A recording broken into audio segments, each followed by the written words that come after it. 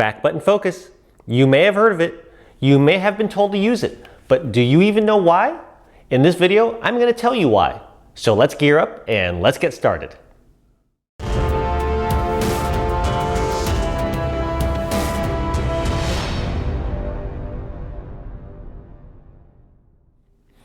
Hey there, what is up you guys? I am Jerry Lai and welcome to my sports photography channel.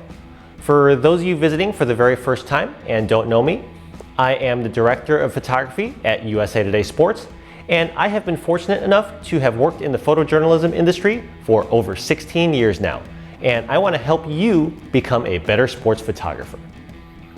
Today I want to talk about back button focusing. Now, as far as I know, all cameras by default are set up so that when you have to press the shutter button, the autofocus kicks in. And of course, when you fully depress the shutter button, it takes a photo. To be completely honest, I'm not really sure why manufacturers set up their cameras this way.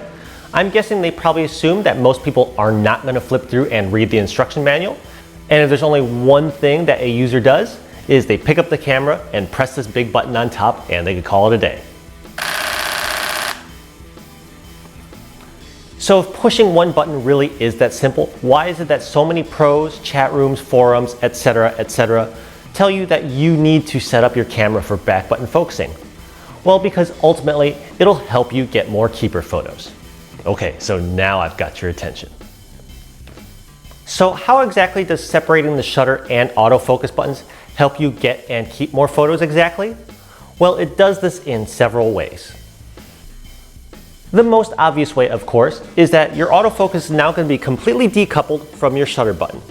No longer do you have to wonder if you're depressing the shutter button far enough to activate the autofocus or not. It's either on or it's off.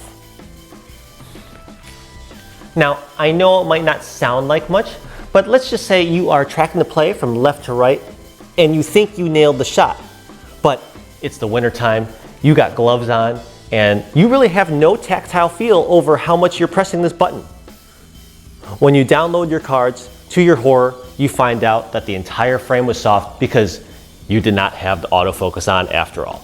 So again, that's one great reason why you want to set your autofocus to the back button, because there's no ambiguity to it.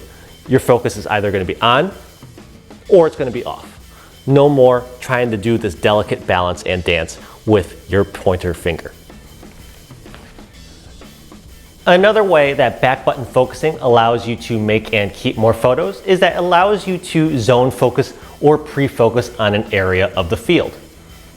Let's say you know that the action is always going to go through a certain point on the field. For example, a base, a goal, a hoop, etc. So in baseball, double plays happen very frequently, where a fielder goes across second base to force out the runner. Now, in this situation, depending on where you are on the field, sometimes the base runner will cross paths in front of the fielder, and because of that will throw your focus. But by separating your shutter button and your focus button, you can release the focus button as soon as the runner crosses in front, and this way your fielder will stay in focus. And once the runner clears, you could press down on the focus again, reacquire, and follow through the play. This is just one example of where you could dynamically zone focus. Obviously this works at plays of the plate in baseball, perhaps pre-focusing on the hoop in basketball, and many other sports. You could even use it in some more obscure sports to help save you from situations that you're unfamiliar with. To share a personal story, I was fortunate enough to photograph the 2010 Vancouver Olympic Games, and I had my first experience shooting downhill skiing from the course. Now, you'd think shooting skiing would be super easy because it's just one person at a time and you could just follow them along. But that really isn't the case, because usually when photographing skiing on the course, you want to get them off of a lip on the course. That way they have a nice blue background or a nice tree background. And they zip by at about 60 miles an hour with very little noise. So by the time you see them and you try to track them with your camera, you're gone. So the way around this for me as a first timer was I would pre-focus on the gate, and then as soon as I saw the skier come through, I would hit the shutter button and I knew that I would get 2 or 3 frames of them right by the gate. And by decoupling the shutter from the focus, the camera wouldn't try to refocus as soon as I hit this button, and I was able to get a frame of every skier as they came on down. So again, apply this technique to your sport and your situation, and it will help you make and keep more photos. So another reason why decoupling your shutter button from your focus button is advantageous is it allows you to focus and recompose. Now, sports photographers typically have their cameras set so that it's a single point autofocus right in the middle.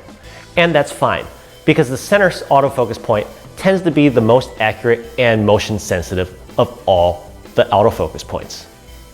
That said, sometimes you want to incorporate the environment into your shot.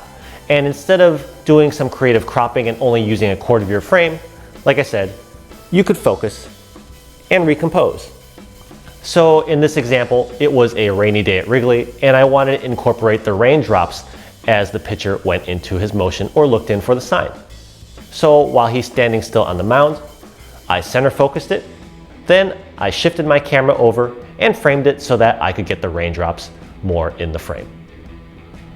So again, this is another trick in your bag that you could use, but it's only available to you if you decouple your shutter and your focus buttons. So there you have it, guys.